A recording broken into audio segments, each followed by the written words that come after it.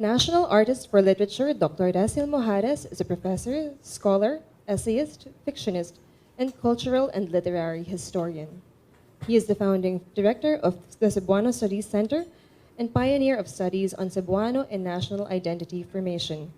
He is known for his books Waiting for Mariang Makiling, Essays on Philippine Cultural History, House of Memory, Essays, and Isabella's Archive, among others. Let's give a round of applause for Dr. Daciel Mojares.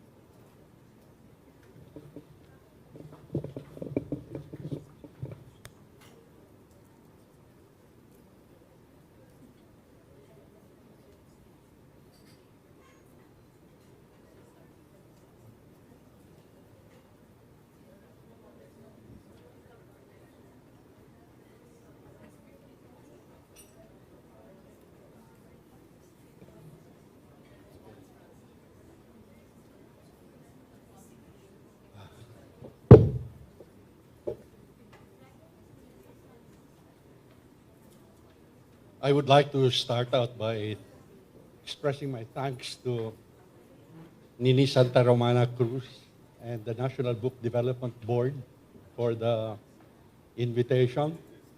I'm honored to be here. Mayong buntag kaninyong tanan.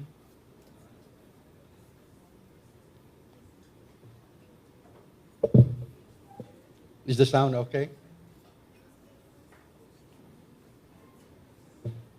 Perhaps you can indulge me if I begin by saying that I would like to imagine that an originary text in Philippine literature is a book that does not exist. A book that Jorge Luis Borges would have loved. In Manila in the 19th century, it was rumored that the Augustinian botanist Manuel Blanco, who had just finished his highly regarded book on Philippine plants, Flora de Filipina, unfinished and unwritten. After all, even Rizal knew his own work was not done. As shown in the enigmatic third novel that he set out to write, written in a mix of Tagalog and Spanish, of which he had written 20 pages on paper-sized 21 by 34 centimeters before he abandoned it and finished. The void or lack that many have lamented through the years is the failure of our writers and historians to adequately flesh out our common past. This is not entirely surprising, and the task is not easy. To start with, people bemoan that the country's written archives are not as deep, extensive, and accessible as those that one finds in countries with a longer, stronger tradition of literacy. It was this lack, in fact, that led an early 20th century Negrense named Jose Marco, an intellectual adventurer, to fabricate ancient documents concerning early Philippine history, documents that for a time scholars both here and abroad took to be authentic. One of these documents was a novel entitled La Loba Negra, purportedly written in 1869 by that pioneer of Philippine nationalism, Father Jose Burgos, claimed to be the first Filipino novel since it antedates Rizal by 2 decades. And actually, in the 1960s, that created quite a stir, right? Kind of, Virgil Moreno wrote a play based on the novel. The novel was published. There was a great deal of interest in it. Until, of course, people realized that definitively the book was kind of a forgery. It was not written by Blanco at all, but written in the early years of the 20th century.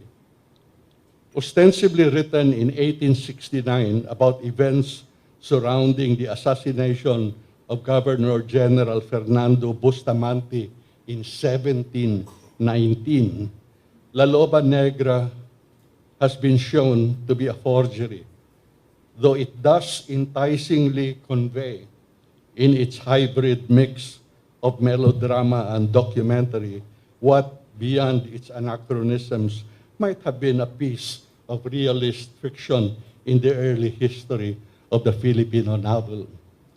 So I think there was partly kind of a desire to have a novel like this appear.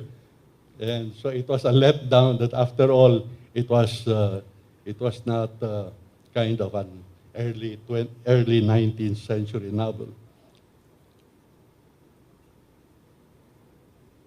The sense that we have not fully mined the symbolic resources of our past would persist. In the 1930s, when he began his literary career, Nick Joaquin complained that young Filipinos in the glory days of the American period had become so wrapped up in the American present, there was little interest in the past. Nick wrote, "These young writers could only see what the American language saw. It was modern to snub tradition, since for the boys and girls in the US-sponsored schools,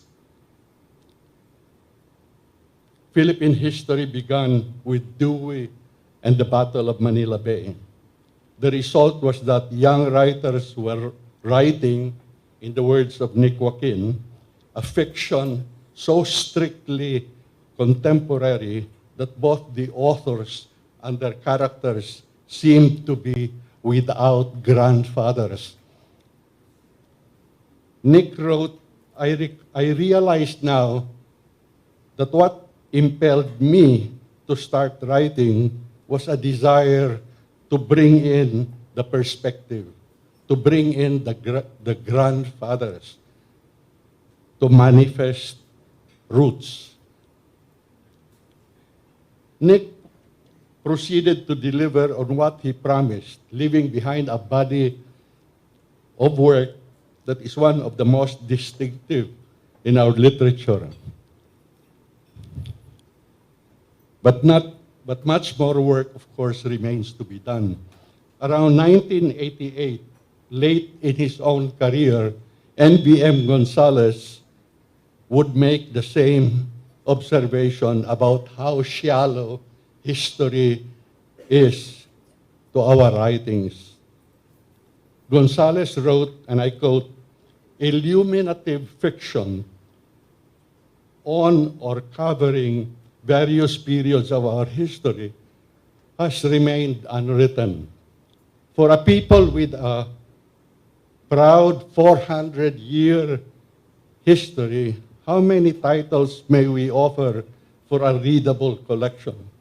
In the few books that we cherish as the best works by Filipinos, what depths of field are revealed?"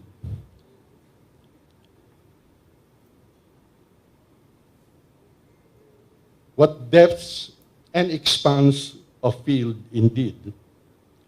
Living in an archipelago, an environment distinctly Mediterranean, why is there so little in our written literature that speaks of this maritime world? Why, when we turn historical, does this literature seem stuck with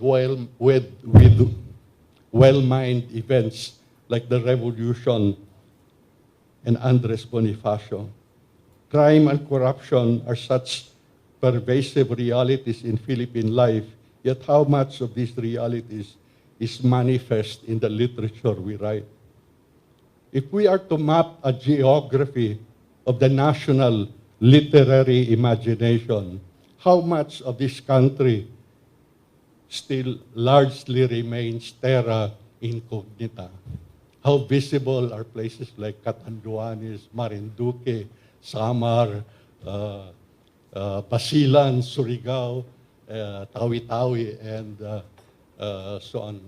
So actually I mentioned once that if you're looking for a doctoral dissertation, you can do a literary geography like this by studying, say, novels produced during the 20th century in terms of where these novels take place and what kind of places are revealed.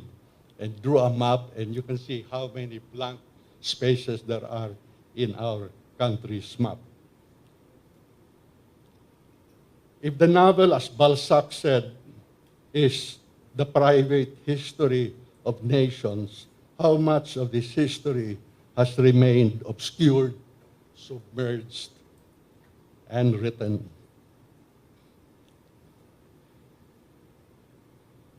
Now, to shift to more practical questions, what challenges does today's writer face in writing historical or historically minded works?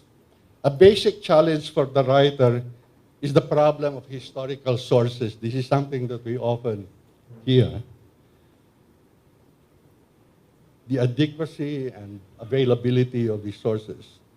Where the state of historical research leaves much to be desired, as in the Philippines, the writer will have to undertake on his or her own a great deal of serious independent research. And this is an important point to emphasize, since research is an essential but undervalued aspect of a writer's craft. In fact, my criticism of writers' workshops in the Philippines, of which there are many, they're so technical and manuscript focused. You know, they study but there's very little of the generative parts of its ruminations on the themes of history and revolution, and its importance as a type of novel, the novel of ideas that we need to have more of. With the interest this book festival, for instance, has in going international, these two examples I have cited are important for showing how national history intersects with the global and thus acquires broader appeal and resonance. So local history need not be thought of as something parochial and purely of interest to local readers. Contrary to common belief, we have actually a wealth of stories of this kind. If you care for one more example, take the story of the Filipino named Vicente Macanaya. Is there anyone here who knows, who's familiar with that name, Vicente Macanaya? Vicente Macanaya led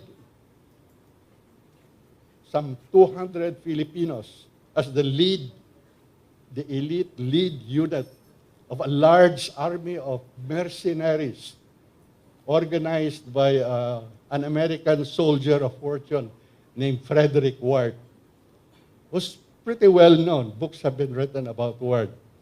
But his fiercest soldiers in this army of mercenaries were Filipinos who had a reputation as fierce warriors and fighters during the Spanish colonial period, you know. You mentioned in the 18th century, who in Asia were reputed to be really good warriors. Probably the names would be the Lascars of India, and then the Manila men of the the Philippine Islands. So this was, Vicente Macanaya was an example of such a man. So, and this mercenary army of Ward was actually kind of a private army commissioned by the capitalists of Hong Kong to defend the city against the Taiping rebels during the Taiping rebellion of the mid-19th century, because Shanghai was threatened to be overrun by this rebellion, which lasted for over a decade.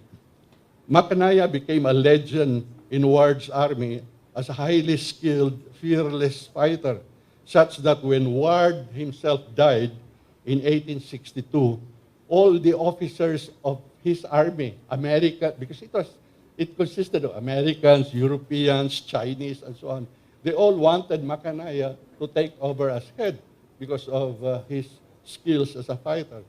But of course, the political situation had changed. The British had taken control of Ward's army.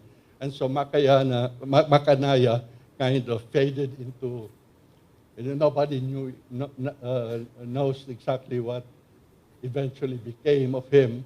And he's hardly, if at all, known. And yet he played a very key role in the defense of Shanghai against the Taiping rebels in the 19th century.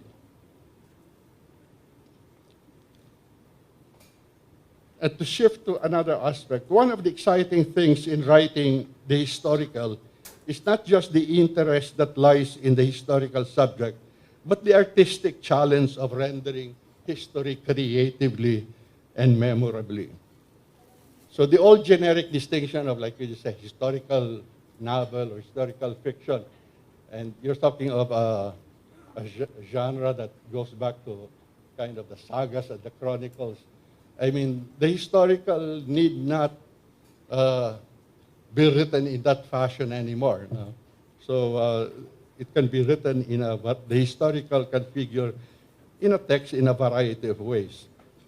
Particularly today, because today you have kind of the remarkable thing about the literary situation is the flourishing of what you might call blurred and mixed genres that you cannot quite classify whether it's a novel or something else. So there's a lot of the writing process, like finding a subject matter, undertaking research on the material, and so on. Those are things that are not generally taken up in writing workshops, which are too focused, I think, on the discussion of ready manuscripts.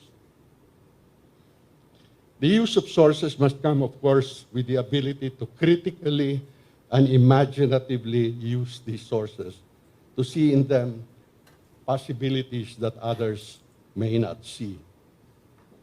Research is important because we need to deepen and broaden the historical in our literature in terms of time, subject, and themes. In both our historiography and literature, we have not, in the main, gone back in time earlier than the late 19th century. The range of subjects and themes has likewise been limited. I think it is for this reason that today, for instance, there's a kind of interest in a movie like Quezon's Game. And of course, the reason there is that it deals with kind of an episode in Philippine history that most people do not know about, which is the role that the Philippines played in hosting Jewish refugees on the eve of the Second World War. I've not seen the movie, and I've not really kind of inquired into the topic, so I can't say anything as to how faithfully kind of history is depicted in the movie. But that's kind of the kind of topics that would be interesting for us to pursue. And I think for this reason, I found extremely interesting Ramon Guillermo's recent novel that came out a few years ago, Ang Makina ni Mang Turing. Inspired by Rizal's sojourn in Germany in the 1880s, Guillermo invents a fictional narrative around a young Filipino in Germany who could have been Rizal himself, but he kind of revises the story. A young Filipino in Germany in 1883, writing a novel and learning what he could that would help advance the cause of revolution at home.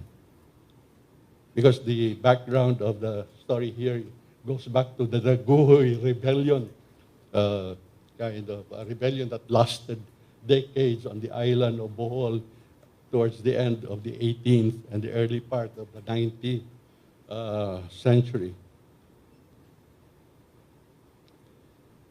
In Hamburg, our protagonist comes into contact not just with Europeans, but a Japanese and an Indonesian, someone from what then was called the Netherlands East Indies, learns about the history of war and games from Clausewitz and his treatise on war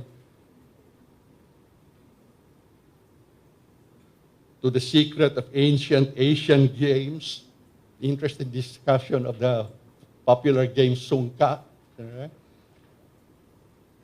and the wonders of newly invented computing machines, so that kind of figures are mentioned in the novel like Charles Babbage, the Englishman who is today considered the founder or the father of the modern computer, and the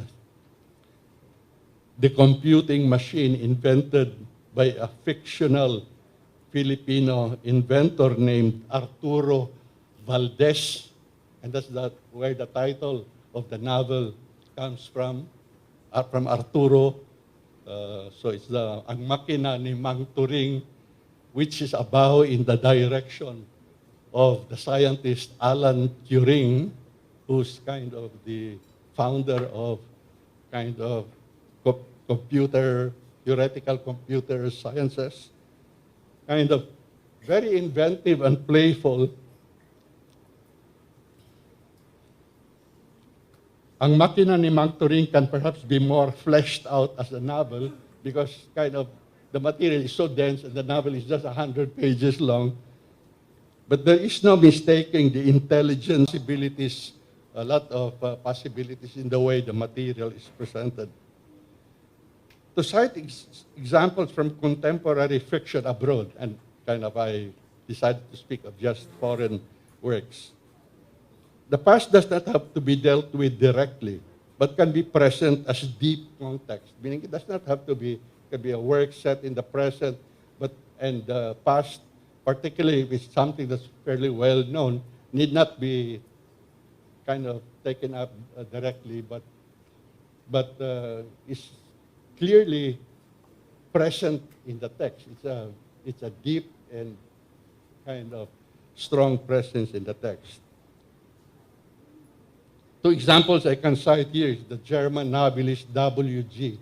Sebald, a favorite of mine, and the Nobel Prize winner some years back, Patrick Modiano, the Frenchman, in whose works history is clearly, strongly present as a determining force, something that kind of colors the whole novel. But in the case of Sebald, in which kind of the Holocaust is the main presence, or the German occupation of Paris in the case of Modiano, these are not really dealt with directly or at length. They're just kind of, the whole novel is saturated or marinated in history, but does not have to be dealt with directly. Or there is the case that historical novel that I read not too long ago, which I really like, is this Frenchman, Laurent Binet's. It's a very odd title, HHHH. I don't know exactly how you say that, quadruple H, which is about the assassination of the so-called, the one called the butcher of Prague, Reinhard Heydrich, during the German occupation of Czechoslovakia. A very steering reconstruction of the events, but interspersed, going back and forth between the story, this particular story, and the author's thoughts on the writing of the story, the writing of history. So it becomes, in a sense, kind of a book about how the past is represented. And then you have the example of this Russian Svetlana Alexievich, the Nobel Prize winner, who actually writes oral history, but she calls her works documentary novels because mainly transcripts of interviews. So that's another way of doing it.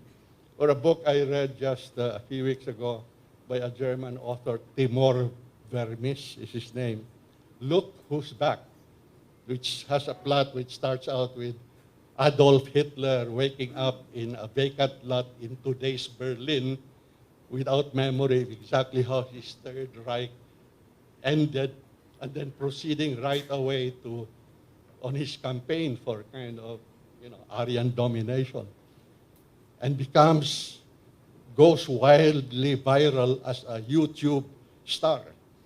So the intent of the novel is, of course, not so much to criticize Adolf Hitler, because that would be completely unnecessary, but it's actually a critique, an attack against our media bloated society today. So these are just random examples of the many ways in which history can be written. They demonstrate that writing history into literary text is not just a matter of simple retelling, but one of active recovery and creative reinvention. So a final word. I hope I'm not gone too far beyond the allotted time. I actually have the impression, and I live in Cebu, so in many ways I'm out of touch with things that are going on. But I have the impression that there is actually a lot of interest in the use of history today among writers, filmmakers, and others in the arts. In fact, just over the past few months, I think I have talked to 3 filmmakers who wanted information because they were working all on historical subjects. I think if I'm not mistaken, that's probably steered by the fact that the Film Academy of the Philippines is giving grants for filmmakers to do historical films. Is that right? So there's actually a lot of interest in history today. So this is to be welcomed and encouraged. Yet we need to always consider how and to what purposes we deploy history in our works. While there is value to such pious purposes as civic education, pride in our heroes, and love of country, we must not forget that there is as well a need, perhaps greater, for history's use as medium for social and political criticism in our times, for subverting the conventional pieties that powers that be have purveyed about who we are and what we need. Moreover, in a time ruled by anxieties about the effects of globalization, it is well to be reminded that the best defense against globalization is difference. Unless we allow ourselves to be swallowed up in other worlds, we have to mark and nurture our distinction and difference. In this, history is our best resource. Thank you for listening.